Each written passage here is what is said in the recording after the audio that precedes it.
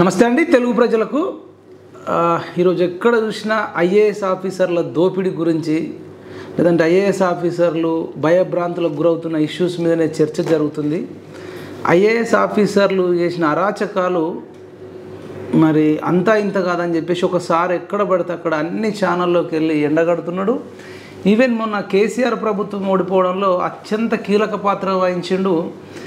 ఒక 10 మందిని అట్లా తీసుకుంటే కనుక దాంట్లో సార్ ఉంటాడు. అంటే కేసీఆర్ను ఓడించిన యుద్ధ వీరులలో ఈవెన్ కాంగ్రెస్ పార్టీ చేసిన దానికంటే కూడా ఇప్పుడు నేను మీకు పరిచయం చేయబోయే సారు అత్యంత ఎక్కువ సబ్జెక్ట్ చేస్తూ విద్యార్థులను కానీ నిరుద్యోగులను కానీ ఎప్పటికప్పుడు ఎడ్యుకేట్ చేస్తూ ఈవెన్ గ్లోబరీనా సంస్థ చేసిన అరాచకాలు ఇంటర్మీడియట్ విద్యార్థులు చనిపోయినప్పుడు కానీ అశోక్ సార్ని కానీ అట్లా అనేక మందిని ఏకిపారేయడం సమాజాన్ని జాగృతి చేయడంలో అత్యంత కీలక పాత్ర వహించిన సారు మనతో పాటు ఉన్నారు. సార్ పేరు మధుసూదన్ రెడ్డి, ప్రభుత్వ జూనియర్ లెక్చరర్ల సంఘం స్టేట్ ప్రెసిడెంట్.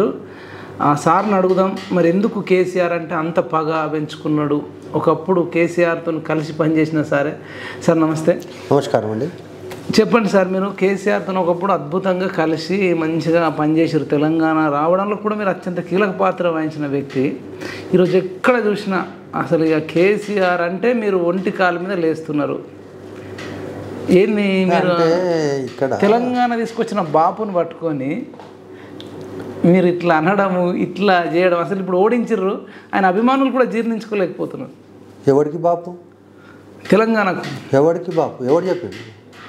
మధుప్రియ చెప్పింది, వి ప్రకాష్ చెప్పిండు, మిట్టపల్లి సురేందర్ చెప్పిండు, వీళ్ళు ఇంకా గంటా చక్రపాణి, అల్లం నారాయణ, వీళ్ళంతా కళాకారులు, కొందరు ఎమ్మెల్యేలు, బీఆర్ఎస్ ఎమ్మెల్యేలు. నేను ఏమంటున్నా, ఆ దొడ్లో ఉన్న వాళ్ళ గురించి నా ముందు మాట్లాడకు.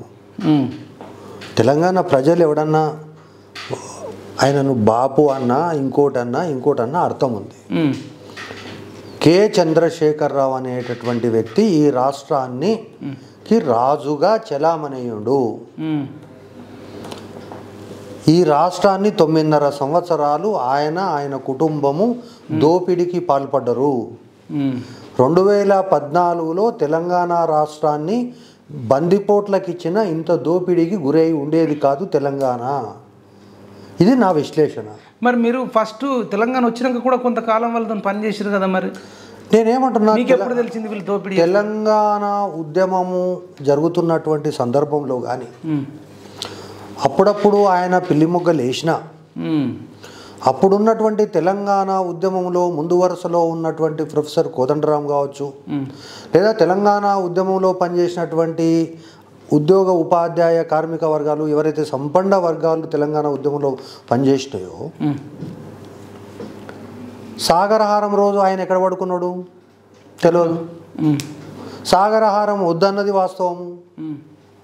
తెలంగాణ బిల్లు పార్లమెంట్లో పెట్టరో అన్న అనుమానం వస్తేనే పోయి జగన్తో మిలాఖత్ అయినటువంటి వ్యక్తి.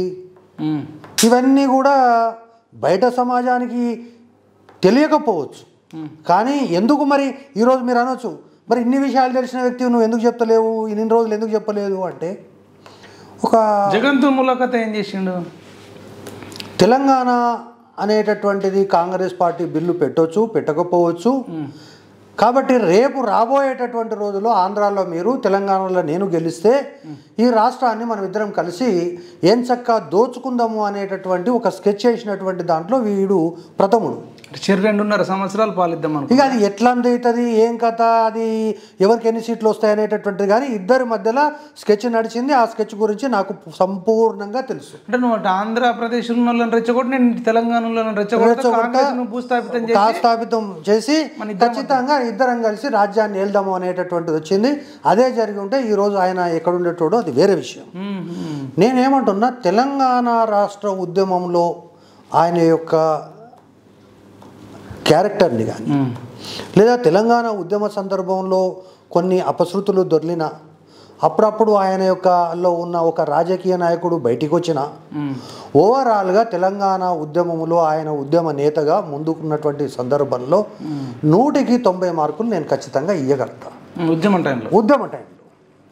కానీ ఎప్పుడైతే తెలంగాణ రాష్ట్ర ఆవిర్భావం వచ్చిందో, ఎప్పుడైతే సారు తెలంగాణ ఒంటి చేత్తోటి పట్టుకొని బేగంపేట ఎయిర్పోర్ట్లో దిగిండో, ఆ దిగిన తర్వాత చూసినటువంటి ఏనుగులు ఒంటెలు ఇవన్నీ చూసిన తర్వాత గుర్రాలు ఏనుగులు ఒంటెలు చూసిన తర్వాత ఆయనకు ఎక్కడ చూసినా నిజాం పరిపాలన, నిజాం యొక్క పరిపాలన తీరు, దానికి సంబంధించినటువంటి నిజాం అయితే ఎట్లా చేస్తుండే కాబట్టి నేను ఆయనను విశ్లేషించడానికి 9.5 సంవత్సరాలలో ఒక ప్రజలకు సంబంధించిన ఎలాంటి వెల్ఫేర్కి సంబంధించి ప్రజా సంక్షేమాన్ని పూర్తిగా గాలికొదిలేసి కేవలము ఈ రాజ్యాన్ని తన యొక్క కుటుంబం యొక్క అవసరాల కోసం, తన యొక్క రాజరికం కోసం ఉపయోగించుకునేటటువంటి ఒక 10 మంది రాజులు,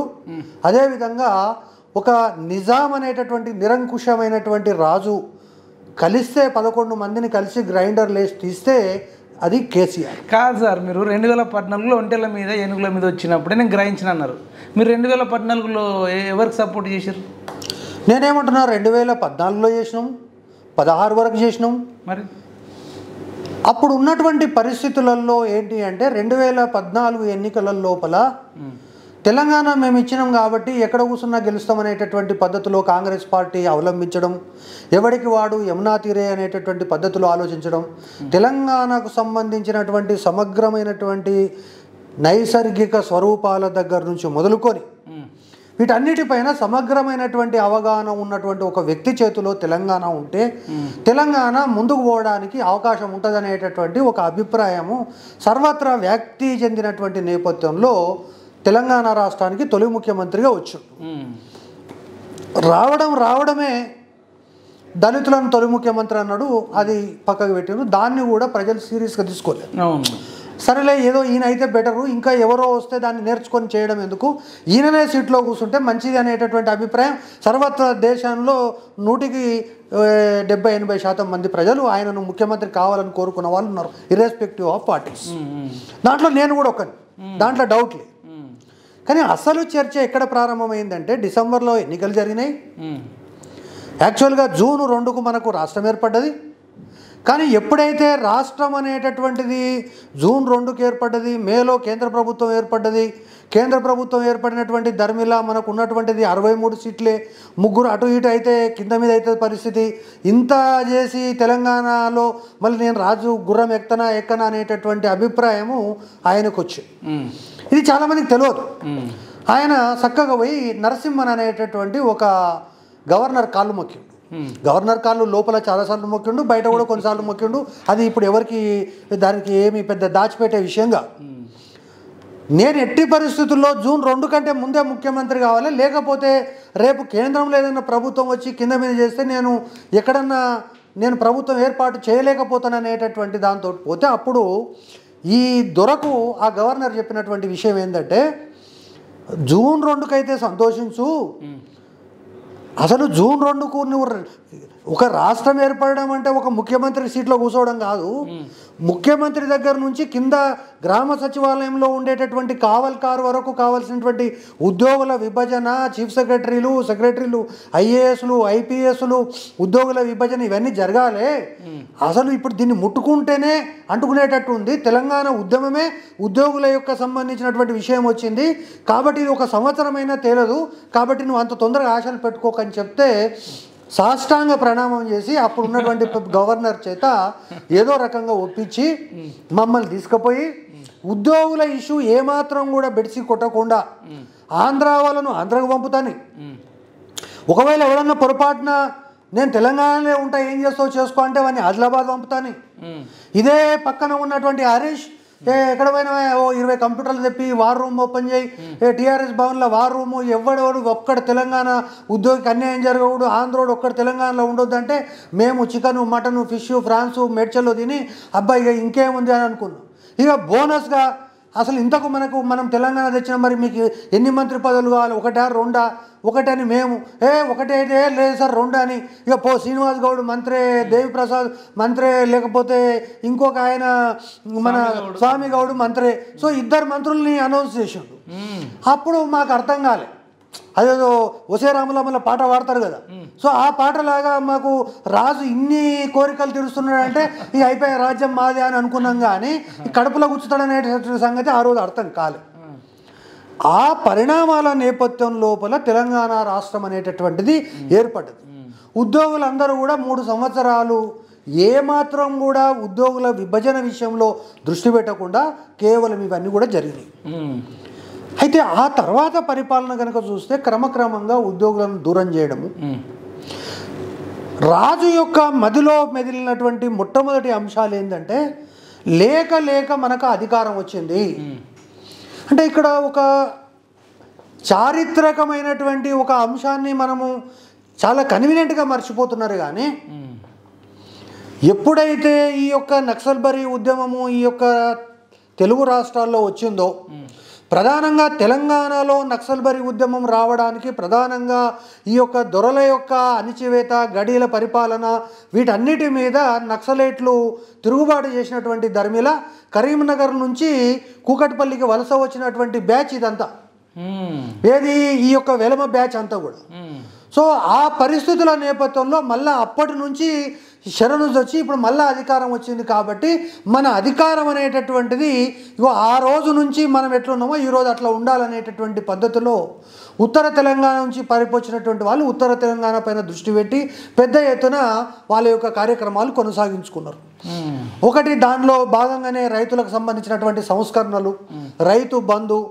మీకు ఇప్పటికి కూడా ఆశ్చర్యం ఏంటి అంటే 50 ఎకరాలు ఉన్నోడు కూడా హైదరాబాద్లో ఆటో నడుపుతున్నాడు, నీకేం తెలుసు, నేను నెత్తా కత్తా అన్నటువంటి ముఖ్యమంత్రినా. సో ఇప్పుడు దేశంలో వచ్చినటువంటిది ఈ రాష్ట్రంలో ఉండేటటువంటి ఎవరైతే నక్సలైట్లు భూములు ఆక్రమించుకొని ఆ దొరలను ఆ యొక్క గడీల నుంచి తరిమివేసి హైదరాబాద్లో పెడితే ఆ గడీలకు మళ్ళీ చేర్చినటువంటి ఘనత ఈ ముఖ్యమంత్రిది. మీకు ఇంకా ఆశ్చర్యపోతారు, మీరంతా ఇంకెక్కడున్నారు? దళిత బంధు ప్రారంభించింది ఎవరు? తెలుగు రాష్ట్రాల్లో లేదా ఈ దేశంలో దళిత బంధును ప్రారంభించిన మొదటి ముఖ్యమంత్రి ఎవరు అంటే అందరూ కూడా ఈ రాజు గురించి చెప్తారు. కానీ 2015లోనే ఈ రాజు రాగానే వెలమ బంధు ప్రారంభించుడు బహుశా రాష్ట్రంలో ఎవరికి కూడా ఖబర్ లేదు. వెలమ బంధు అనేటటువంటిది ఏంది ఈ రాష్ట్రంలో అంటే, ఈ రాష్ట్రంలో ఉన్నటువంటి వెనుకబడినటువంటి వెలమ కుటుంబాలందరికీ ట్రాక్టర్లు ఇచ్చి, అదేవిధంగా వెలమ కుటుంబాలందరికీ జేసీబీలు ఇచ్చి, 5 ఆవులు ఇచ్చి, 5 బర్రెలు ఇచ్చి, 5 గొర్రెలు ఇచ్చి వాళ్ళను జాతీయ జీవన స్రవంతిలో కలిపినటువంటి ఘన చరిత్ర ఈ దొరది. 100%. కాకపోతే ఇది అన్అఫీషియల్గా పెట్టిండు కాబట్టి ఎవరికి తెలియదు. అంటే ఏ పథకం అది? అది వెలమ బంధు పథకమే. ఆ రాష్ట్రంలో ఉన్నటువంటి కలెక్టర్లు మనోళ్ళే, ఇంకోరు మనోళ్ళే. లోన్లు ఇవ్వడానికి ఏముంది, బ్యాంకును పిలిచి లోన్లు ఇవ్వమంటే ఏముంటుంది. కాబట్టి ఇవన్నీ కూడా జరిగినాయి. ఇవన్నీ జరిగినటువంటి క్రమంలో మెల్లమెల్లగా తెలంగాణ ఉద్యమంలో ఒక అంశాన్ని తరచుగా ప్రస్తావించేవాడు.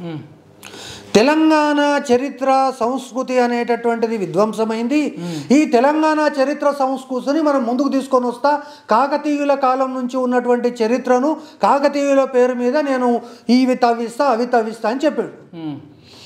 కానీ ఆ యొక్క పరిస్థితిని అర్థం చేసుకున్న తర్వాత ఆయన కలిగినటువంటి ఆలోచన ఏంటంటే, తెలంగాణ ఉద్యమ చరిత్రలో నేను హీరోని, మిగతా వాడు ఎవడన్నా బండి కింద ఉన్న కుక్కలు కొన్ని ఉన్నాయి, ఆ కుక్కల గురించి పెద్ద ప్రశ్న లేదు. అంటే కొన్ని కుక్కలు ఏముంటాయంటే, ఇప్పుడు కోదండరామ్ గారిని ఏమన్నాడైనా బండి కింద కుక్క అన్నాడు. సో నేనేమంటున్నాను, నేను ఆయన మాటల్లో తప్పు పడతలేను, ఎందుకంటే ఆయన కరెక్టే చెప్పిండు.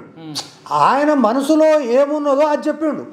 కానీ మనకు అర్థం కాక వాడెవడో కర్నూలు మంత్రిని చూపించి వాని నీ ముఖం ఎట్లుంది పెండ ముఖము, ఇక మా కోదండరామే ముఖం ఎట్లుంది గుండు ముఖము అంటే ఇది నిజంగా మాట్లాడుతాను అనుకున్నాం. కానీ వాని కడుపులో ఇంత విషయం ఉందనేటటువంటిది ఆ రోజు గ్రహించి ఉంటే ఈరోజు ఈ పరిస్థితి వచ్చి ఉండేది మనకు.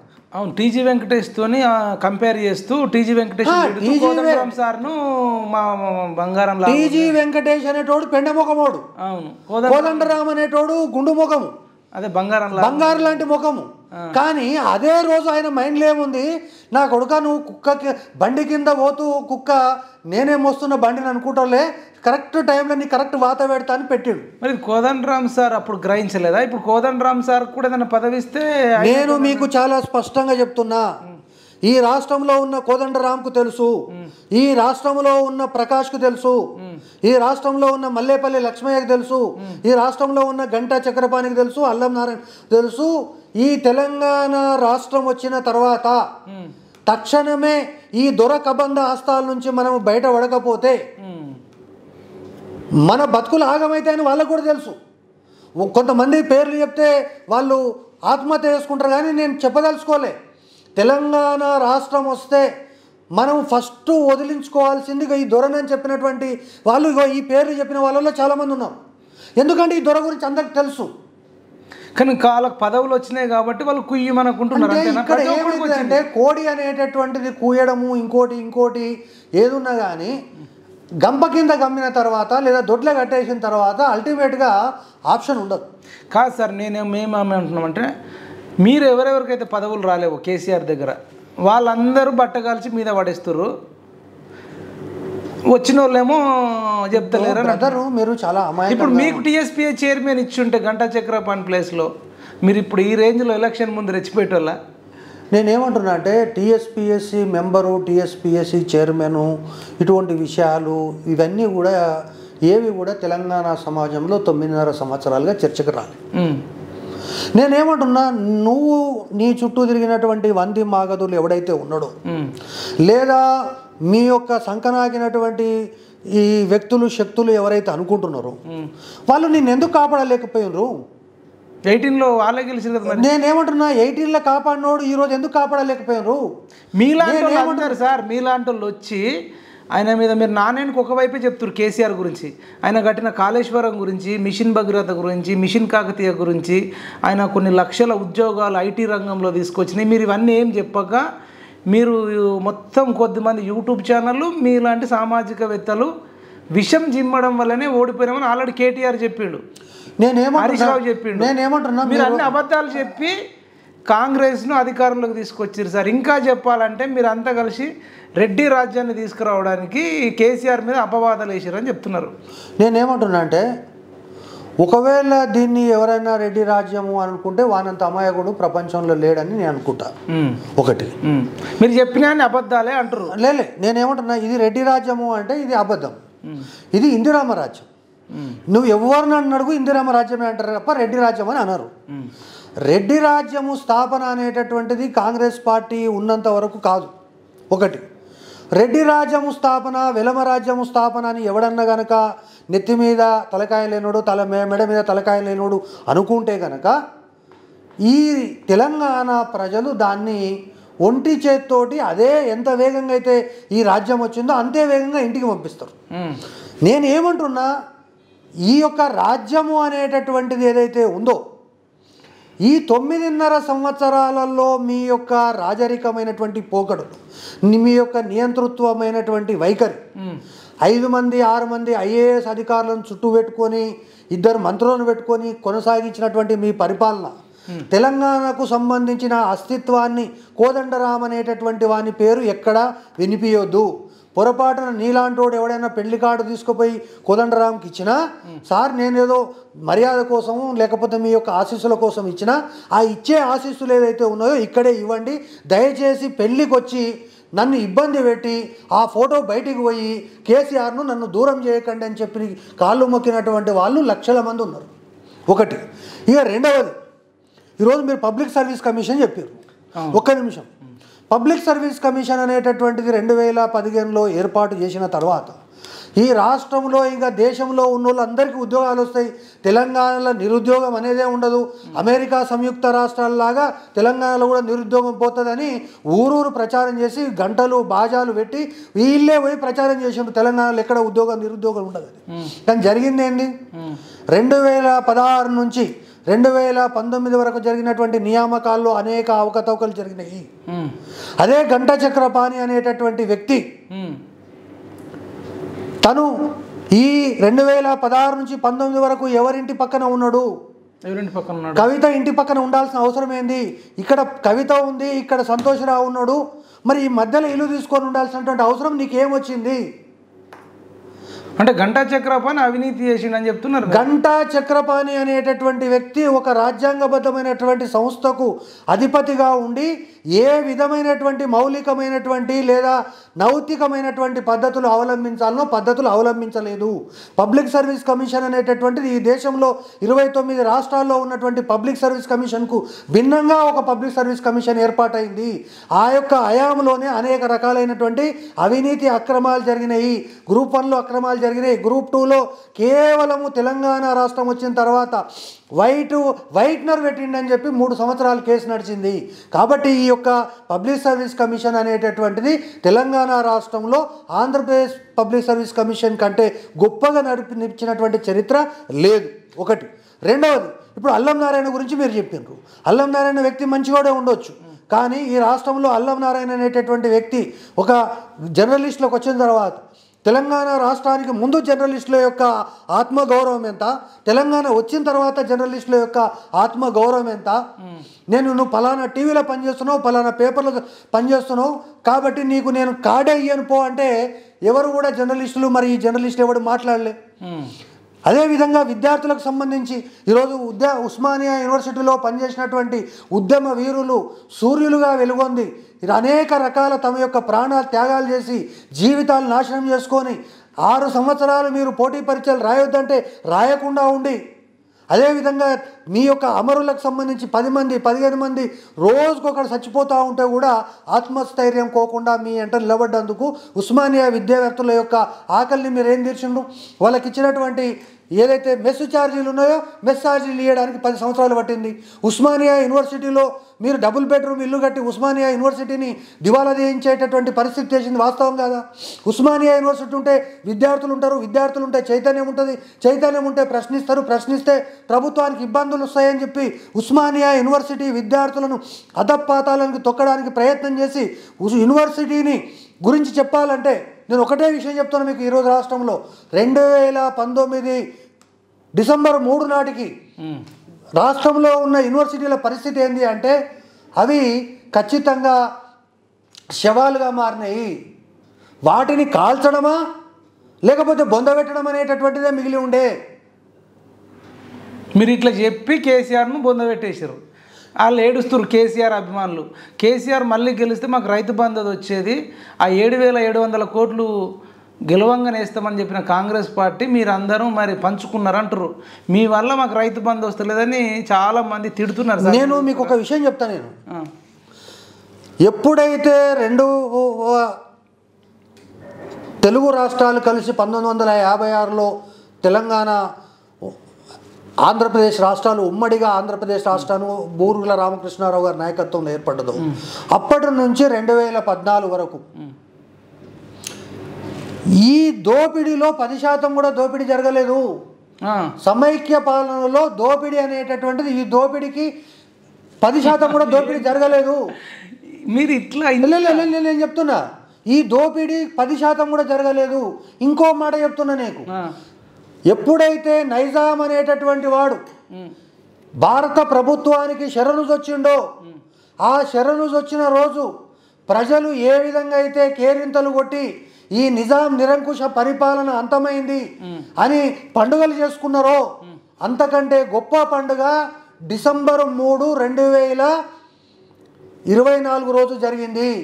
ఈ దుర్మార్గపు పరిపాలన అంతమైంది, ఈ దొరల పరిపాలన అంతమైంది, ఈ బందిపోట్ల పరిపాలన అంతమైంది, ఈ కుటుంబ పరిపాలన అంతమైంది అనేటటువంటిది తెలంగాణ రాష్ట్రం అనేటటువంటిది ఈరోజు స్వేచ్ఛా స్వతంత్రం.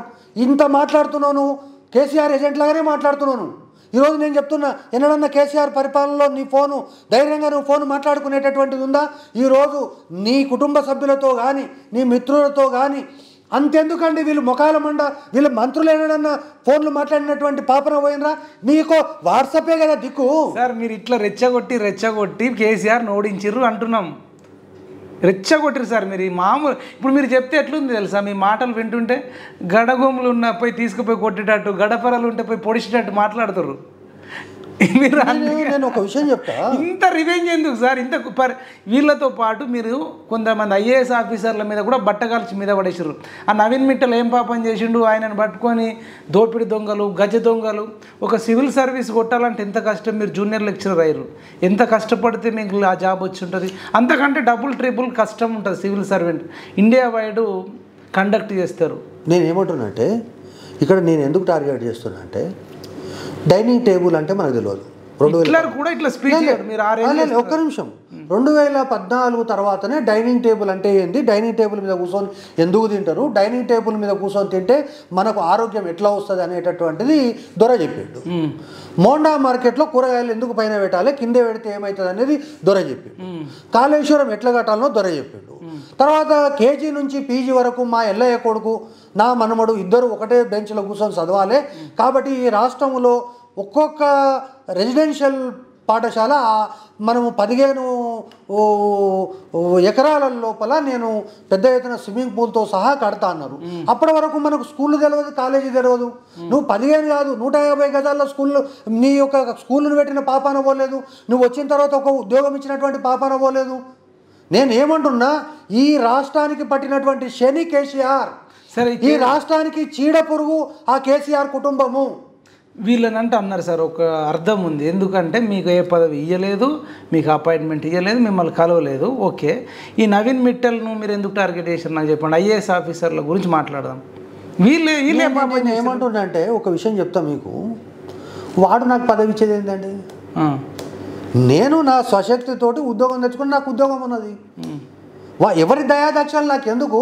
మీరు ట్రై చేయలేదా పదవుల గురించి? నేను దేనికోసం ట్రై చేస్తా, ఎందుకోసం ట్రై చేస్తా, నాకు ఎవడే అవసరము?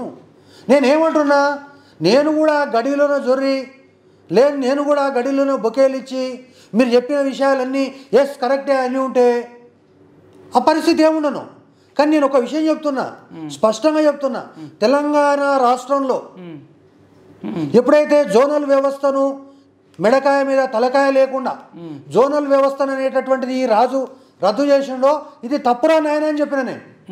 ఈ రాష్ట్రంలో గొంతెత్తిన నేను, ఈ రాష్ట్రంలో 317 జీవో తీసుకొని వస్తే కాల్చి వారి ముఖాన కొట్టింది నేను.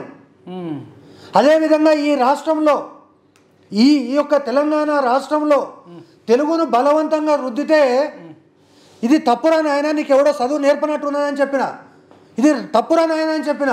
కాబట్టి అనేక రకాలైనటువంటి విషయాల లోపల ఈ తెలంగాణ రాష్ట్ర ప్రభుత్వానికి సూచనలు ఇచ్చే ప్రయత్నం చేసిన. అరే నువ్వు హెల్త్ కార్డు ఇస్తావంటే అది నాలుక గీసుకోవడానికి పనికిరాదురా నాయన అని చెప్పిన. సో అనేక రకాలుగా చెప్పిన. చాలామంది అన్నారు నువ్వు చాలా స్పీడ్గా పోతున్నావు, సార్ దృష్టిలో పడితే గోయింది అన్నాడు. ఇదే అన్నారు ఇదే సరూర్ నగర్ సభలో. అరే నేను బిచ్చమెడుకోవడానికి రాలే, సరూర్ నగర్ వరకు వచ్చిన మేము నీ గడి దగ్గరికి రావడానికి, నీ యొక్క ప్రగతి భవన్ గేట్లు బద్దలు కొట్టడానికి గంట టైం పట్టదు. నువ్వు గడీలు బద్దలు కొట్టడానికి మేము సిద్ధంగా సరూర్ నగర్కి వచ్చిన వాళ్ళము, గడీల దగ్గరికి రాలేమా, నీ ప్రగతి భవన్ దగ్గర రాలేమా, నువ్వు రావాలన్నా నీ నిర్ణయం మీద తెలుసుకో అని చెప్పిన. సరూర్ నగర్ ఏంది? ఈ రాష్ట్రంలో ఉన్న ఉద్యోగ ఉపాధ్యాయ కార్మికులందరూ ఉద్యోగాలు చేసి తెలంగాణ వస్తే మా ఉద్యోగాలు జీతం దొరుకుతాయని అనుకుంటే, తెలంగాణ వచ్చిన తర్వాత మా బతుకు పెనంలో నుంచి పొయ్యిలో పడ్డట్టు అయింది. వాని బర్త్డే వస్తే డిఏ కోసం ఎదురు చూడాలి, వాని మనమని బర్త్డే వస్తే మాకు పిఆర్స్ వస్తుంది అని ఎదురు చూడాలి, వాని కూతురు బర్త్డే వస్తే ఏమన్నా ఇంకా ఏమన్నా బిస్కెట్లు వేస్తామని ఎదురు చూడాలి. ఇది రాష్ట్రంలో పరిస్థితి. జీతాలు రాకపోయి పొరపాటున ఎవడని అడిగితే బల్ల గుద్ది అడిగినందుకు ఈ తెలంగాణ రాష్ట్రంలో 3 విషయాలు చెప్తా మీకు. సరూర్ నగర్ సభలో నిలదీసిన మాట వాస్తవం. నాతో పాటు ఇంకిద్దరు నిలదీసినటువంటి 3 ఆ రోజే చెప్పారు కిందికి దిగంగానే మీ పని అయిపోతుంది రాబాయ్ అని. నేను ఆలోచించలే, నేను మూర్ఖంగా పోయినా. ఇంకొక వ్యక్తి ఇంటికి పోయారు. ఎవరు మరి 3 పేరు? నేను చెప్తున్నా, ఒక హైదరాబాద్ TNGO హైదరాబాద్ జిల్లా అధ్యక్షుని ఇంటికి పోయి ఆయనతోటి మాట్లాడి ఛాయ్ దాపి తీసుకుపోయి ACB ఆఫీసులో పెట్టి కాళ్ళు మొక్కించుకొని పంపిర్రు. అదేవిధంగా ఇంకో మహానాయకుడిని నాంపల్లి రైల్వే స్టేషన్ సమీపంలో, నాంపల్లి సెంటర్లో ఎగ్జిబిషన్ గ్రౌండ్ పక్కన టాస్క్ ఫోర్స్ పోలీసులు లిఫ్ట్ చేసి 24 గంటలు ఉంచుకొని ఎన్నిసార్లు కాళ్ళు మొక్కిండో బయటకు వదిలిపెట్టిండ్రు. నేను వదలలే. ఖచ్చితంగా అక్టోబర్ 4 ఉదయం 6 గంటల 5 నిమిషాలకు పేపర్ రోడ్ వచ్చినట్టుగా ACB వచ్చిండు. కూర్చోండి అన్న, ఏం సార్ మీకు ముందే తెలుసా అన్నాను. ముందే తెలుసు అంటే ఈరోజు అని తెలియదు కానీ వస్తారని తెలుసు మా ఇంటికి మీరని చెప్పిన ఆ రోజు కూడా చెప్పారు వాళ్ళు. సార్ మాకు చాలా బాధ ఉంది, మీలాంటి గొంతులను నొక్కడానికి ఇటువంటి ప్రయత్నం చేస్తుండు. ఉద్యోగ ఉపాధ్యాయ కార్మికుల గొంతుగా ఉన్నటువంటి అంటే ఒక మంత్రి ఏది పనికి మాలిన మంత్రి ఒకటి మాట్లాడిండట. మధుసూదన్ రెడ్డి మీద దాడి అనేటటువంటిది మధుసూదన్ రెడ్డి మీద దాడి కాదు.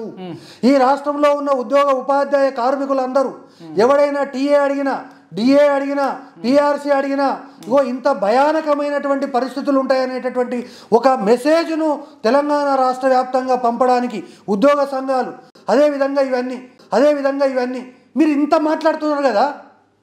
ఏదో నేను అక్కసు వెళ్ళగక్కుతున్నా, ఆక్రోశం వెళ్ళగక్కుతున్నా అని మాట్లాడుతున్నారు. మీరు విద్యార్థి అంటున్నారు, యూనివర్సిటీలో అనేక రకాలైనటువంటి ఉద్యమాలతో పరిచయం ఉన్నటువంటి వ్యక్తిగా అని చెప్తున్నారు.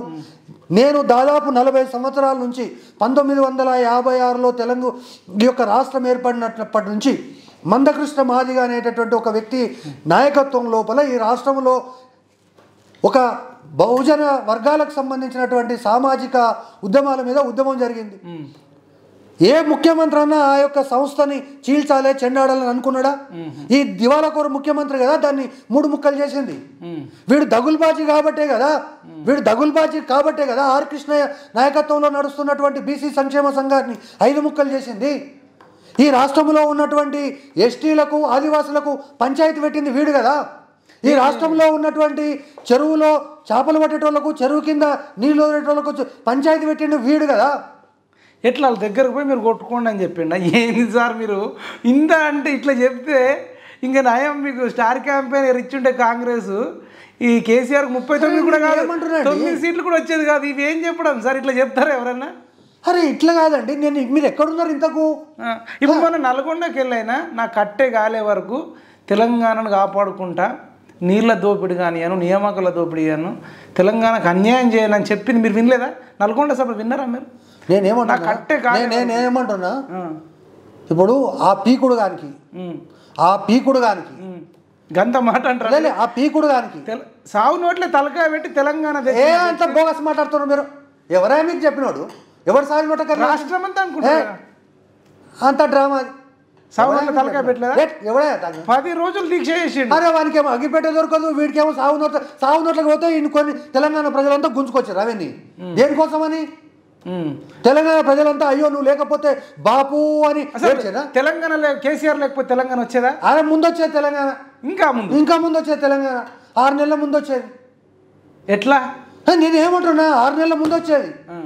నేనేమంటున్నా తెలంగాణ బిల్లు పెట్టిన రోజు వీడిని దేకినోడేవాడు?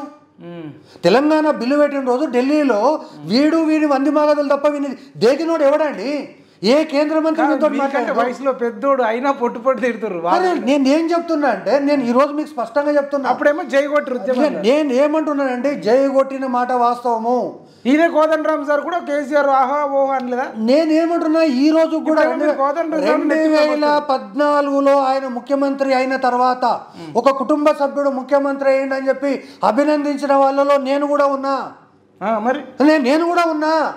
నేను చెప్తున్నా కదా, దాదాపు ఈ రాష్ట్రంలో జరిగినటువంటి 1 లక్షనో 2 లక్షల పాలాభిషేకాలలో ఒక 10-15 పాలాభిషేకాల్లో నేను కూడా పాల్గొన్నా. అందుకే చంపలేసుకుంటున్నా. మీరు అప్పటికే చాలా పెద్దోళ్ళు వయసులో. అవును, చాలా నాలెడ్జ్. అవును, మరి గ్రహించలేకపోయారా కేసీఆర్? నేను ఏమంటున్నా ఈ కుటుంబం కానీ లేదా వ్యక్తి కానీ నేనేమంటున్నా మీరు నిజంగా మాట్లాడితే ఇప్పుడు ఇన్ని విషయాల మీద నన్ను అక్కసు వెళ్ళగలుగుతున్నా అని చెప్పేసి వీరైతే మధ్యలో ఇంటర్వ్యూ ఆఫీస్ పోయేటట్టుగా మీ యొక్క ఫేస్ కనిపిస్తుంది నాకు. కానీ నేను ఒకటే చెప్తున్నా, నేను దళితుని ముఖ్యమంత్రి చేస్తాను. చేసిండా? ఒకటి. చేయలేదు అనుకుందాం, పోనీ వదిలిపెడదాం. మరి మోరా ఒకటి. ఈ రాష్ట్రంలో అసలు కేసీఆర్ అనేటోడు ఇందుకే పుట్టిండేమో. ఈ రాష్ట్రంలో ఉన్న రైతులందరికీ ఉచితంగా 26 లక్షల టన్నుల ఎరువులు ఇస్తా అంటే నిజంగానే నమ్మినాం. ఈరోజు అంటున్నాడు అరే మీరు రైతు బంధు ఇంక ఇవ్వలేదు, అరే మీరు ఇది సిలిండర్ ఇంకా ఇవ్వలేదు. కాదు సార్, ఒక నిమిషం. నేనేమంటున్నా, ఈరోజు కాళేశ్వరంకి ఎవరో పోయిండు కదా నిన్న, నెత్తి మీద తలకాయ లేని వాళ్ళంతా పోయారు కదా. బస్సు మాట్లాడుకున్నా బస్సులు మరి బస్సులు కాకపోతే వీళ్ళకి ఏముంటాయి ఆడ అని నేనేమంటే పోయారు కదా. నేను ఏమంటున్నా, అదే కేసీఆర్ను ఈ రాష్ట్రంలో ఎన్ని డబుల్ బెడ్రూమ్ ఇల్లు కట్టాడు, ఎన్ని 3 ఎకరాలు దళితులకు పంచాడు, ఆ భూములన్నింటికి పోయి చూసొద్దాము. పోనీ ఈ రాష్ట్రంలో డబుల్ బెడ్రూమ్ల కోసం ఎంతమంది ఎదురు చూస్తున్నారు, ఎంతమంది ఇస్తున్నారు? అరే నేను ఇంకో విషయం చెప్తా మీకు, మీరు ఆశ్చర్యపోతారు. అరే నీ పరిపాలన బొందవేట, నీ పరిపాలనలో మనువయ. ఈ రాష్ట్రములో 1,30,00,000 కుటుంబాలు ఉంటే 90 లక్షల కుటుంబాలు ఇంకా పేదరికంలో తెల్ల రేషన్ కార్డు పట్టుకొని రెక్కాడితే కానీ డొక్కాడని పరిస్థితిలో ఉన్నారు కదా రా నాయన. నువ్వే చెప్తున్నావు కదా రా నాయన. 90 లక్షల కుటుంబాలు తెల్ల రేషన్ కార్డు ఉన్నాయంటే 40 లక్షల మందే బయట ఉన్నారు. ఇంకా 30 లక్షల మంది కార్డు ఇవ్వమని అడుగుతున్నాడు ఇంకా సిగ్గు లేకుండా. ఈ రాష్ట్రంలో నేను పేదరికం తగ్గిందని మాట్లాడతాడు ఎవడో ఒకడు. వాడికి నెత్తి లేదు, వాడికి కత్తి లేదు. పేదరికం తగ్గింది. ఈరోజు నేను చెప్తున్నా, కేరళలో పావర్టీ అనేటటువంటిది ఈరోజు ఉమెన్ డెవలప్మెంట్ ఇండెక్స్ అనేది 0.5, తెలంగాణలో 6.5. ఏడ ముఖం పెట్టుకుంటావు? నేనేమంటున్నా, ఈరోజు కేరళ పోదాము, ఈరోజు మనం ఒరిస్సా పోదాము, ఈరోజు తమిళనాడు పోదాము. ఆ 3 రాష్ట్రాల్లో ఉన్నటువంటిది మళ్ళీ ఇంకా వీడి అసలు ఇంకా ఆశ్చర్యపోతారు మీరు. ఈ దేశములోనే ఉద్యోగులకు జీతాలు అతి ఎక్కువ ఇస్తున్నది తెలంగాణ. జీడిపిలో నంబర్ 1, పర్ క్యాపిటల్లో నంబర్ 1, వెల్ఫేర్లో నంబర్ 1. ఇన్నిట్లో నేను ఏమంటున్నా, నేను ఒకటే చెప్తున్నా, ఈ దేశములో ఏ ముఖ్యమంత్రి తీసుకోనంత జీతం నువ్వు తీసుకున్నావు. కక్కు నా కొడుక నువ్వు. నేను చెప్తున్నా, నేను 4.5 లక్షలు ఏం పీకడానికి నువ్వు 4.5 లక్షలు జీతము నువ్వు ఏం పీక్తావని 4,20,000 తీసుకున్నావు. నీ ప్రగతి భవన్కు నీ ఫామ్ హౌస్కు మధ్య తిరిగిన ఖర్చులేంది? నీ పరిపాలన బొందవేట 12 లక్షలు పెట్టి కుక్కల బిల్డింగ్ కడతావా నువ్వు ప్రగతి భవన్లో? నిజమేనా? అది 12 లక్షలు పెట్టి కుక్కల బిల్డింగ్ కట్టిండు. వాడు అటెండర్ చెప్పిండు నాకు కుక్కల బిల్డింగ్ ఉందా అంటే ఎన్ని ఉన్నాయి రా కుక్కలు అని అడిగాను నేను. మా దగ్గర అడ్వైజర్లు ఎంతమంది ఉన్నారో కుక్కలు అన్నీ ఉన్నాయి సార్ అన్నాడు. మా దగ్గర అడ్వైజర్లు ఎంతమంది ఉన్నారో కుక్కలు అన్నీ ఉన్నాయి సార్ అన్నాడు. అడ్వైజర్లు ఒక్కడన్నా అడ్వైజ్ చేసిండా? దేనికోసం ఈ అడ్వైజర్లు? ఈ విధమైనటువంటి పరిపాలనలో ముఖ్యంగా నేను ఎందుకు ఇప్పుడు ముఖ్యంగా మీరు ఐఏఎస్ల గురించి ప్రస్తావించారు. చెప్పండి. నేనేమంటున్నా, శర్మ అనేటోడు ఉన్నాడు. శర్మ అనేటటువంటి ఐఏఎస్ 60 సంవత్సరాల తర్వాత రిటైర్మెంట్ అయ్యిండు. సరే నువ్వు వాని కాలు మొక్కినావో వాడు నీ కాలు మొక్కిండా, వాడు ఢిల్లీలో నీకు ఏం పనులు చేసి పెట్టిండో అది నీ ఇష్టం. రాజీవ్ శర్మ వాడి సంవత్సరం అయిపోయింది, వానికి మెడలో దండేసి పంపించవచ్చు కదా. వాని 10 సంవత్సరాలు మోయాల్సిన అవసరమేంది? పోనీ వాడిని వదిలిపెట్టు. జిహెచ్ఎంసీలో వాడు చేసిన అరాచకాలు ఈ రాష్ట్రంలో దేశంలో ఎవరు చేయలే. కేసీఆర్ పింకు చొక్కా వేసుకోక ముందు ఈ గాడిద కొడుకు పింకు చొక్కా వేసుకున్నాడు. వాని పేరు సోమేష్ కుమార్ జిహెచ్ఎంసీ కమిషనర్ అయిన రోజు వాడు పింకు చొక్కాలనే ఉంటున్నాడు. మరి అటువంటి వాడు సరే ఏదో నువ్వు వాడు జిహెచ్ఎంసీలో చేసిన అక్రమాలన్నీ పక్కకు పెట్టి తీసుకుపోయి వాడిని చీఫ్ సెక్రటరీ చేసినావు. 10 మందో 20 మంది పక్కకు పెట్టి అదేవిధంగా వాడు ఎక్కడ అలాట్ అయ్యిండు? ఆంధ్రప్రదేశ్కి అలాట్ అయ్యిండు. డీజీపీకి ఎక్కడ అలాట్ అయ్యిండు? ఆంధ్రప్రదేశ్కి అలాట్ అయ్యిండు. వాళ్ళని తీసుకొచ్చి నీ సంకల పెట్టుకోవాల్సిన అవసరం ఏంటి? ఎందుకంటే ఈ నా కొడుకులు దోచి పెడతారు కాబట్టి. నిన్న చూశారు కదా, నేను అబద్ధం చెప్పలే. మీరు చాలా వరకు నాతోటి ఏమంటున్నారు, ఐఏఎస్ అధికారులను ఎందుకు టార్గెట్ చేస్తున్నారు? రజత్ కుమార్ మీద, సోమేష్ కుమార్ మీద. నేనేమంటున్నా, ఈ రాష్ట్రములో కేసీఆర్ అనేటోడు ఏ విధంగా అయితే నిజాం దొర అయిందో ఈ రాష్ట్రంలో ఈ నా కొడుకులందరూ కూడా కాశీం రజ్వీలు.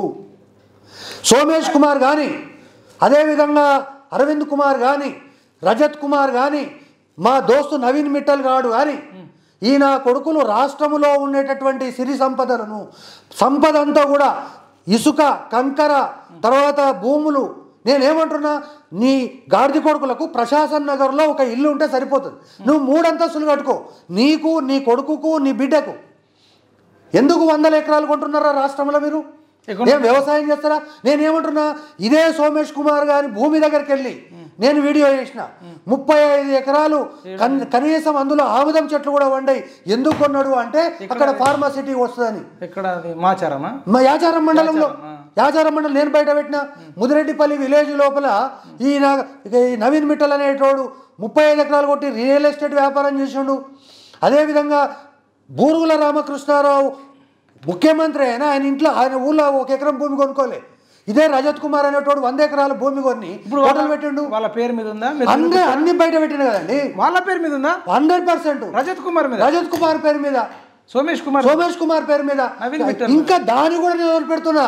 ఈ సోమేష్ కుమార్ అనేటటువంటి గాడిద కొడుకు కొన్నటువంటి భూమి పత్రాలు ఎవరింట్లో ఉన్నాయి? బాలకృష్ణ ఇంట్లో ఉన్నాయి. చెప్పమని కాదన్న కొడుకుని, గాడిద కొడుకుని శివబాలకృష్ణ ఇంట్లో వీని 35 ఎకరాల కాగితాలు వారి ఇంట్లో పెట్టిండంటే ఈ రాష్ట్రంలో బందిపోట్ల కంటే దోపిడీ కదా. కాబట్టి నేను ఎందుకు వీళ్ళని ఇంత తీవ్రంగా విమర్శిస్తున్నానంటే ఆ రోజు నైజాం పరిపాలన లోపల నైజాం ఏం చెప్పిండో వీడు కాశీం రజ్వీ గారు ఏమి చేసిండో తెలియదు. కానీ ఈ తెలంగాణ రాష్ట్రంలో ఒక 6-7 మంది కాశీం రజ్వీలు ఉన్నారు. ఆ రోజు వాడు ఏదైతే బేగంపేట విమానాశ్రయంలో విమానం రెక్క పట్టుకొని పారిపోదామని ప్రయత్నం చేసి పారిపోలేక చివరాఖరికి పాకిస్తాన్లో పోయి ఆశ్రయం ఎట్లయితే పొందిండో ఈ దొంగనా కొడుకులు ముఖ్యంగా ఈ యొక్క తెలంగాణ రాష్ట్రాన్ని దోచుకొని నార్త్ ఇండియన్ అధికారులు ఎవరైతే దోపిడీకి పాల్పడ్డారో ఈ నా కొడుకులు దోచుకున్నటువంటి సంపద మామూలుది కాదు. నేను మీకు ఇంకా అమాయకంగా ఉన్నారండి. కేసీఆర్ అనేటోడు ఏమన్నాడు? నన్ను ఇండియా కన్వీనర్ చేయండి, ఈ దేశంలో కావాల్సినటువంటి ఎన్నికలకు కావాల్సిన పెట్టుబడి అంతా నేనే పెడతా అన్నాడా లేదా? విన్నారా వినలేదా మీరు? పేపర్కి అయితే వచ్చింది. అదేవిధంగా ఈ రాష్ట్రంలో ఒక ఐఏఎస్ అధికారి ఇంట్లో కోట్ల కొద్ది లారీల కొద్ది డబ్బులు దొరికినాయా దొరకలేదా? దొరికినాయి. మరి ఆ దొరికినటువంటి డబ్బులంతా ఈ గాడిద కొడుకులే కదా ఇచ్చింది. ఈ సోమేష్ కుమారు, ఈ రజత్ కుమారు ఈ రాష్ట్రంలో టీఆర్ఎస్ ప్రభుత్వము 2023లో జరిగినటువంటి ఎన్నికలలో పెట్టిన ఖర్చు అంతా ఈ 5-6 ఐఏఎస్ అధికారులే పెట్టినరు. దానికి సంబంధించిన పూర్తి సాక్ష్యాధారాలు నా దగ్గర ఉన్నాయి. రైట్. ఈ ఫోటో చూడండి ఒకసారి. ముఖ్యమంత్రి రేవంత్ రెడ్డి చూడండి. సబ్స్క్రైబర్స్ కానీ వ్యూవర్స్ కానీ సారు రేవంత్ రెడ్డితో కలిసి ఉన్నాడు. రేవంత్ రెడ్డిది కొడంగలే, సార్ది కూడా కొడంగలే. సార్ ఇంతగానో చెప్పిండు కదా సారు. నేను మిమ్మల్ని డైరెక్ట్ స్ట్రైట్ క్వశ్చన్ అడుగుతున్నా. ఇప్పుడు వీళ్ళంతా ఇక్కడనే అధికారం, ఇప్పుడు మీరు చెప్పిన అందరూ ఇక్కడనే ఉన్నారు కదా, నవీన్ మిట్టల్, ఇప్పుడు మొన్న ఇంకా CCLలో కూడా chief commissioner to the land అడ్మినిస్ట్రేషన్కి ఇచ్చారు. మరి ఎట్లా ఇచ్చారు సార్ ఇంత నీచుడికి? నేను ఒక విషయం చెప్తాను. ఇప్పుడు నవీన్ మిట్టల్ అనేటటువంటి ఒక వ్యక్తిని విశ్లేషించాలంటే ఈ రాష్ట్రంలో ఎవరికి సాధ్యం కాదు. లేదు, నేను ఒక ఐఏఎస్ అధికారిని అడిగిన నవీన్ మిట్టల్ ఎటువంటి వ్యక్తి అని. ఆయన నాకేం చెప్పిండు తెలుసా? మేమంతా మామూలుగా ఐఏఎస్కు సెలెక్ట్ అయ్యి నేను కూడా టాప్ 20 ర్యాంకులోనే సెలెక్ట్ అయినా. కానీ నవీన్ మిట్టల్ అనేటటువంటి వ్యక్తి ఒక 10 మంది ఆల్ ఇండియా టాపర్స్ ఐఏఎస్ అధికారులని, 10 మంది టాప్ ఐపీఎస్ అధికారులని, 10 మంది అంతర్జాతీయ తీవ్రవాదులను, అంటే క్రిమినల్ ఐడియా ఉండినటువంటి 5 మంది, ఈ 30 మందిని గ్రైండర్ లేచి తీసి చేస్తే వాడు నవీన్ మిట్టల్ అవుతుంది.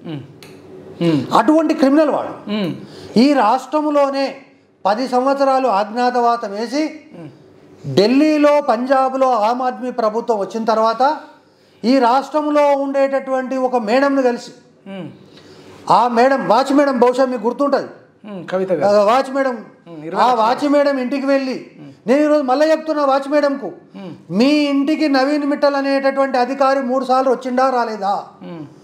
ఆమ్ ఆద్మీ పార్టీ నవీన్ మిట్టల్ను స్పాన్సర్ చేసిందా లేదా?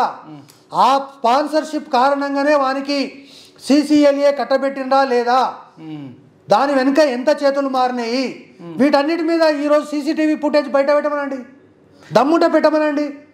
నేనేమంటున్నా, ఈరోజు కూడా నవీన్ మిట్టల్ తీయకపోవడానికి నేనేమనుకుంటున్నా, నాకున్నటువంటి లిమిటెడ్ అవగాహన, రేవంత్ రెడ్డి కొడంగల్ కాబట్టి, నేను కొడంగల్ కాబట్టి సేమ్ కమ్యూనిటీ, ఆయన కూడా రెడ్డి, నేను కూడా రెడ్డి కాబట్టి ఆ విషయాల గురించి రకంగా చెప్పాలంటే రేవంత్ రెడ్డి ప్రెస్ మీట్లు చూస్తాం మేము. శివబాలకృష్ణ గురించి నేను అధికారంలోకి వచ్చిన అరవింద్ని ఎస్పెషల్గా ఐఏఎస్ అరవింద్ను ఇప్పుడు అర్బన్ డెవలప్మెంట్, మున్సిపల్ కార్పొరేషన్ ఇదంతటికీ ఆయన ఉంటే నిన్ను జైల్లో పెట్టియకపోతే నా పేరే రేవంత్ రెడ్డి కాదని చెప్పిండు. ఇప్పుడు అరవింద్ కుమార్ అట్లనే ఉన్నాడు, నవీన్ మిట్టల్ అట్లనే. ఆయన ఇచ్చిన స్పీచ్లన్నీ కూడా మీరు ఎక్కడెక్కడైతే ఇంటర్వ్యూలు ఇస్తారో మీరు ఇచ్చిన ఇంటర్వ్యూలే కాపీ కొట్టినట్టు ఉంటుంది. అంటే నేను అంటున్నాను ఏంటంటే ఇవన్నీ కూడా ఇంత తెలివి రేవంత్ రెడ్డి కూడా లేదు. ఎందుకంటే ఆయన రియల్ ఎస్టేట్ చేసుకోవాలి, ఇంకా వేరే కార్యకర్తలను చూసుకోవాలి, అంతా తిరగాలి. మీరేమో 24/7 దీనిపైన ఉండి ఇక అంత పేపర్ మీద రాసిచ్చి ఇస్తే రేవంత్ రెడ్డి మాట్లాడేటోడు అంటున్నాం. మరి ఇప్పుడు మీరు చెప్తే అంటే రేవంత్ రెడ్డి శక్తి సామర్థ్యాలను అంత తక్కువ అంచనా వేయడానికి వీల్లేదు. నంబర్ 1. నంబర్ 2, రేవంత్ రెడ్డి అనేటటువంటి వ్యక్తి ఏం చెప్పిండో నేను చూడలే, నేను చూసిన. కానీ ఈ రాష్ట్రంలో ఉన్న ఈ స్టార్ ఐఏఎస్ అధికారులు ఉన్నారు కదా, ఈ కాశీం రాజ్వీ, ఈ దొంగలు, ఈ బందిపోటు దొంగలు, రాజశేఖర్ రెడ్డి యొక్క 2004-2014 మధ్యలో జరిగినటువంటి పరిపాలనలో జరిగినటువంటి అవినీతి 10%, ఈ 10 సంవత్సరాల్లో జరిగినటువంటిది 100%. ఆ రోజు 5-6 మంది ఐఏఎస్లు జైలుకి వెళ్ళారు, శ్రీలక్ష్మి వాళ్ళు వీళ్ళు వెళ్ళారు, నడుములు కూడా పోయినాయి. లైఫ్.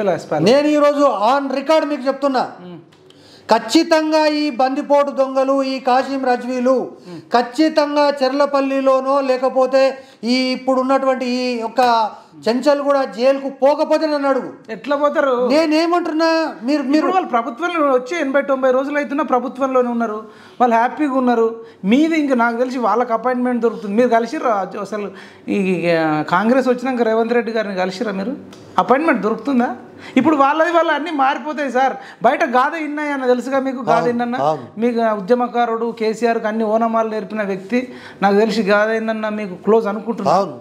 ఆయన వీళ్ళంతా కలిసి వాటాలు పంచుకున్నారు కేటీఆర్తోని, అంత సెటిల్మెంట్ అయిపోయింది, ఒక్క గజం భూమి కూడా తీసుకోలేరు, నీవు ఇంకే లోకంలో ఉన్న మైపాల్, మనం పిచ్చోళ్ళం అవుతున్నామని చెప్పేసి నాకు ఇంటర్వ్యూ ఇచ్చింది. నేనేం అబద్ధం ఆడట్లేదు, మీకు కావాలంటే చూపిస్తా. నేను ఒక విషయం చెప్తాను మీకు. అంటే నేను ఈ సందర్భంగా రేవంత్ రెడ్డికి ఒక ఆఫర్ ఇస్తున్నా.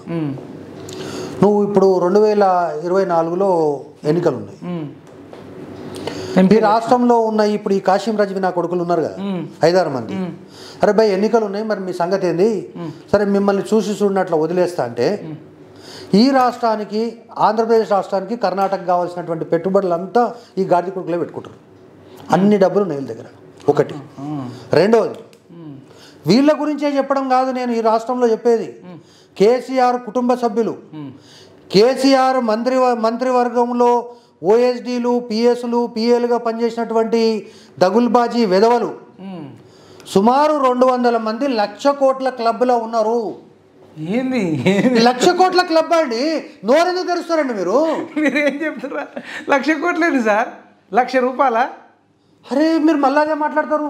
ఇప్పుడు నేనేమంటున్నా, కేసీఆర్ ఈ రాష్ట్రానికి ముఖ్యమంత్రి, సచివాలయానికి ముఖ్యమంత్రి ఎవడు తెలుసా మీకు? ఇప్పుడు ఓతరుగా తెలుసుకోండి. సచివాలయానికి ఈ 10 సంవత్సరాలు సచివాలయానికి ఒక ముఖ్యమంత్రి ఉండేవాడట, ఆ ముఖ్యమంత్రి పేరేంటని తెలుసుకోండి.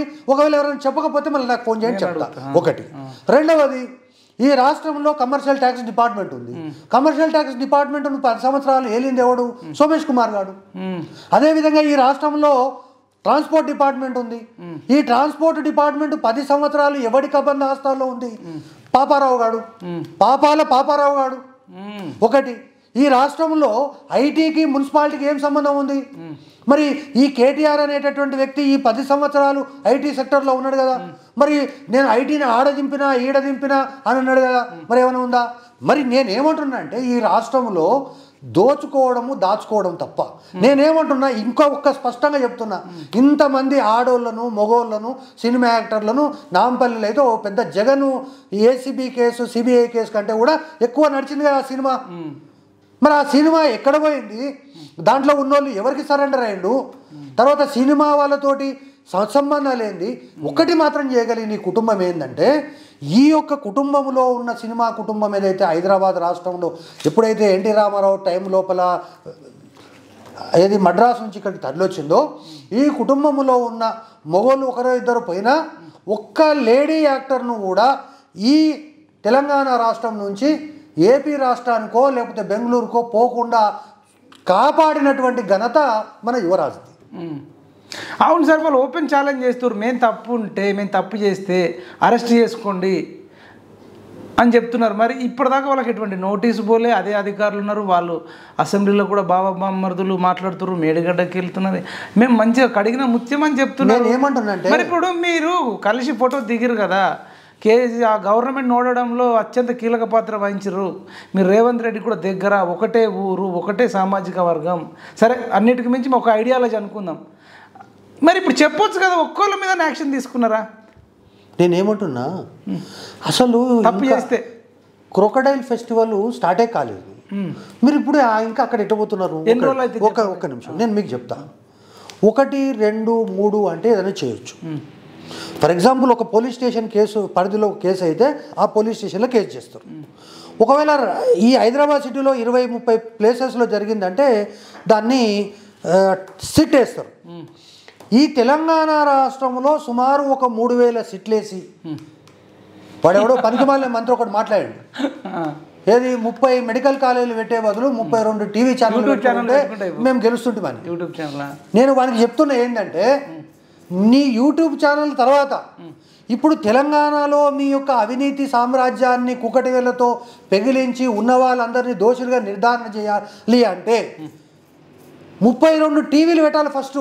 ఎందుకంటే ఈ యొక్క విషయాలన్నీ బయటికి తేవడానికి 30 సిట్లు వేయాలి. తర్వాత ఔటర్ రింగ్ రోడ్ చుట్టూ మన శాటిలైట్స్ టౌన్స్ కడతా ఉంటున్నాము మా ముఖ్యమంత్రి రేవంత్ రెడ్డి గారు.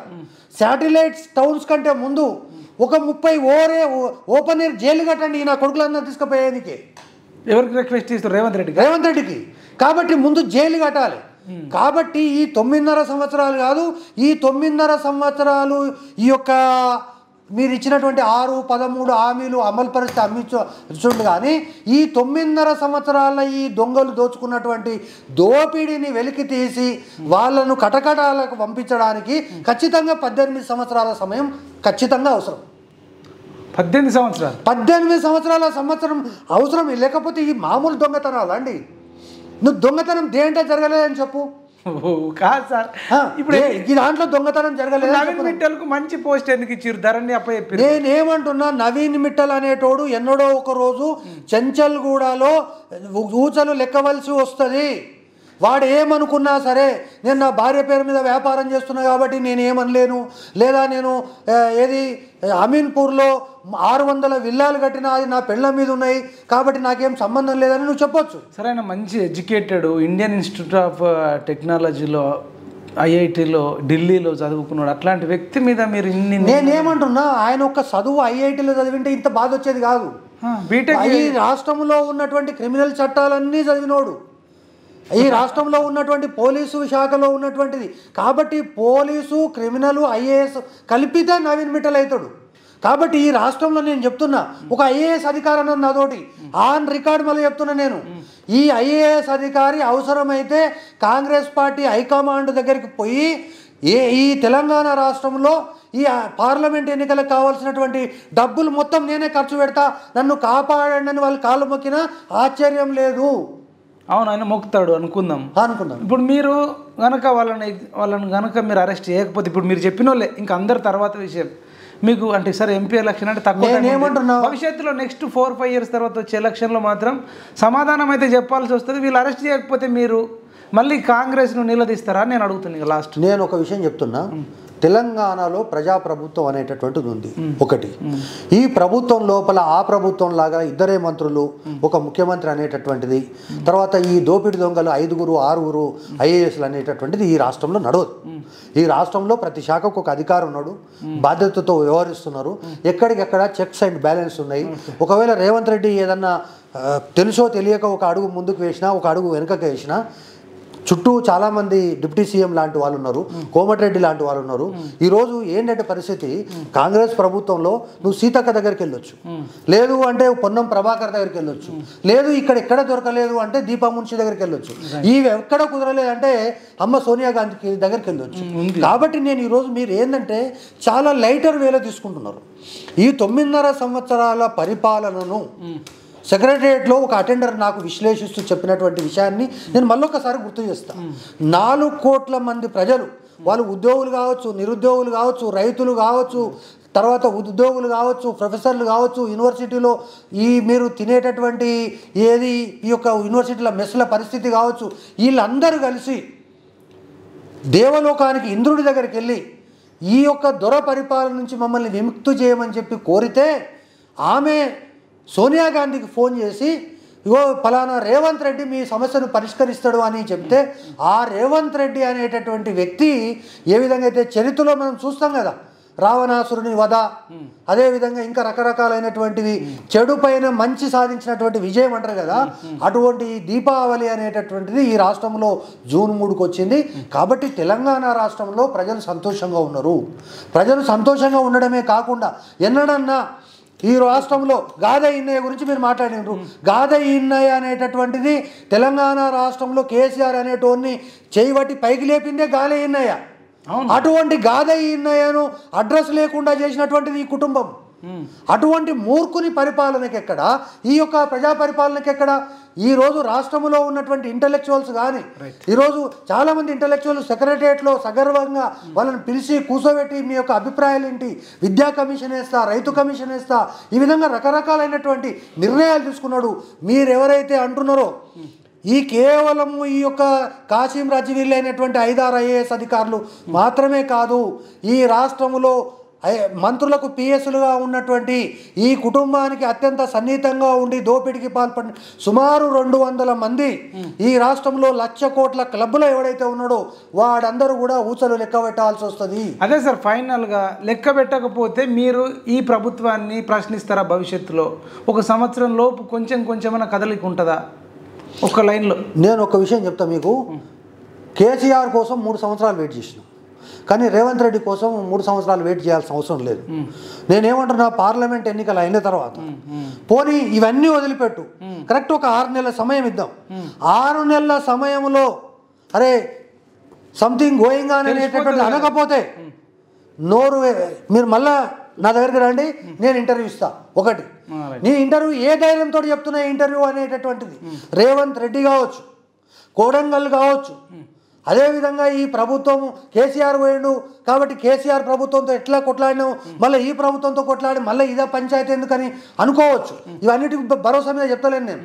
ఏ భరోసా మీద చెప్తా అంటే ఖచ్చితంగా రేవంత్ రెడ్డి గారు ఒక విషయం చెప్పారు, ఈ ప్రభుత్వంలో ఒకవేళ నా తప్పులు ఉంటే మీరు గొంతెత్తండి, మీరు స్ట్రైక్ చేయండి, ఒకవేళ అయినా పరిష్కారం కాకపోతే ఆమరణ నిరాహార దీక్ష చేయండి, నేను ప్రభుత్వం వింటది.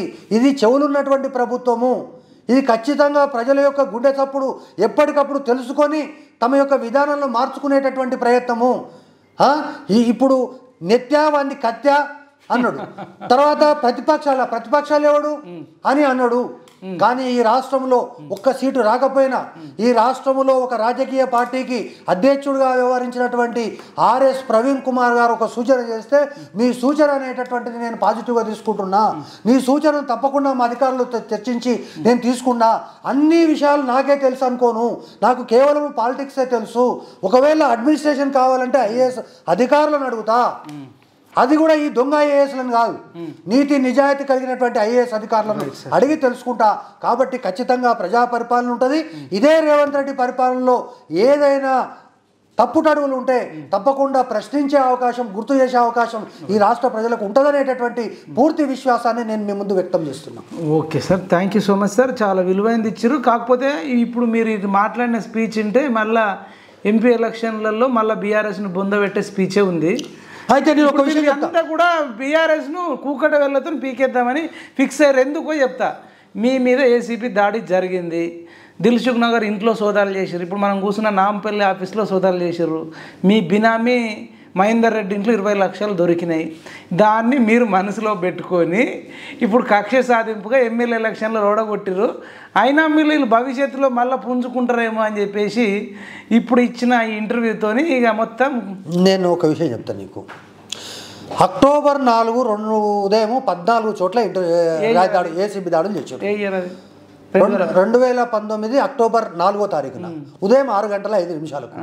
నువ్వేదో మహేందర్ రెడ్డి పేరు చెప్తున్నావు, ఆ మహేందర్ రెడ్డి ఎవడో నాకు తెలియదు. ఒకటి, మహేందర్ రెడ్డి ఇంట్లో పైసలు దొరికితే ఆ 16 లక్షలు పెట్టమని బయట ఈరోజు ఉన్నాయంటున్నారు కదా. ఒకటి. రెండవది, 4 సంవత్సరాలు అయింది కదా, ఏం గడ్డి వీకింది ACB? ఏమి గడ్డి వీకింది ACB? నేనేమంటున్నా, ఏమి గడ్డి వీకింది ACB అని అడుగుతున్నా. నేనేమంటున్నా, 4.5 సంవత్సరాల తర్వాత ఈ రాష్ట్రంలో ఉన్నటువంటి మధుసూదన్ రెడ్డి అనేటటువంటి వ్యక్తి పైన కేసు ఎందుకు పెట్టలేకపోయినరు, ఛార్జ్ షీట్ ఎందుకు వేయలేకపోయినరు? నాకున్న ఆస్తి 2 కోట్లు, నాకున్న ఆదాయం 2,70,00,000 అనేది మీ ACB చెప్పింది కదా. కాబట్టి ఇవన్నీ కూడా బోగస్ మాటలు. కాకపోతే నన్ను వేధించడానికి ప్రయత్నం చేశారు. ఈ రాష్ట్రంలో జనరల్గా IPS అంటే ఏంటి, 4వ సింహం. కానీ ఈ రాష్ట్రంలో ఉన్నటువంటి ప్రభాకర్ రావు అనేటటువంటి ఒక బ్రోకర్ గాడు నా ఎంటబడి నా మీద ACB కేసు పెట్టి ప్రూవ్ చేయలేక ఆ తర్వాత 5-6 మంది మహిళలను పిలిచి వాళ్ళతోటి తప్పుడు కేసులు పెట్టి ఎస్సీ ఎస్టీ కేసులు బనాయించి ఇది కూడా సాధ్యం కాకపోతే ఈ కేటీఆర్ అనేటటువంటి యువరాజు ఈ నవీల్ మిట్టల్ అనేటటువంటి గాడి కొడుకును పిలిచి నాకు కమిషనర్ చేసి నన్ను రకరకాల చిత్రహింసలకు గురి చేసి ఏమి చేసినా మధుసూదన్ రెడ్డి అనేటటువంటి వ్యక్తి ప్రజల తరఫున నిలబడతాడు, ప్రజల తరఫున మాట్లాడతాడు. నేను మళ్ళొక్క విషయం, మీరు ఏదో ఎలక్షన్ అంటున్నారు, దానికి నాకు సంబంధం లేదు. మీరు మాట్లాడిన స్పీచ్ ఉంటే అలా పోయి కట్టెలతో నేనేమంటారు, ఎలక్షన్లో ఎవరికన్నా ఓటేసుకో, అది నాకు సంబంధం లేదు. ఎలక్షన్లో ఓటు వేయండి వేయకపోండి నాకు సంబంధం లేదు. నేను ఒక్క మాత్రం చెప్తున్నా, బీఆర్ఎస్ అనేటటువంటిది అది దగుల్బాజీ పార్టీ. బీఆర్ఎస్ పార్టీ అనేటటువంటిది బొందలు పెట్టాల్సిన అవసరం ఉంది. రేవంత్ రెడ్డికి తెలియక అమాయకత్వంతో 100 మీటర్లు అన్నాడు, 100 కిలోమీటర్ల లోపు బీఆర్ఎస్ పార్టీని పాతి పెట్టాలి, కిలోమీటర్ల దూరంలో పాతి పెట్టాలి. మీరు చేసినటువంటి దోపిడీ చాలు. దయచేసి మీరు ఒకరు దుబాయ్లో సెటిల్ కాండి, ఒకరు అమెరికాలో సెటిల్ కాండి, ఇంకా ఒకరు ముసలోడు ముసలిది పోయి ఫామ్ హౌస్లో సెటిల్ కాండి. తెలంగాణ ప్రజలను దయచేసి వదిలిపెట్టాల్సిందిగా నా కుటుంబాన్ని విజ్ఞప్తి చేస్తూ ఉన్నా. రైట్ సార్, మీరైతే హ్యాపీగా మీకు కడుపు చల్ల పడ్డట్టుంది కేసీఆర్ ఓడిపోతే. కడుపు చల్లగా ఏముందండి, కడుపు మంట ఎందుకు కడుపు? నేను ఇదే చెప్తున్నా. మీరేమంటున్నారు, మధుసూదన్ రెడ్డి మీద ఏసీబీ కేసు పెట్టిండ్రు కాబట్టి, మధుసూదన్ రెడ్డి మీద ఇబ్బంది పెట్టిండ్రు కాబట్టి ఛాన్స్ దొరికిందని చెప్పి రాలేస్తలేదు.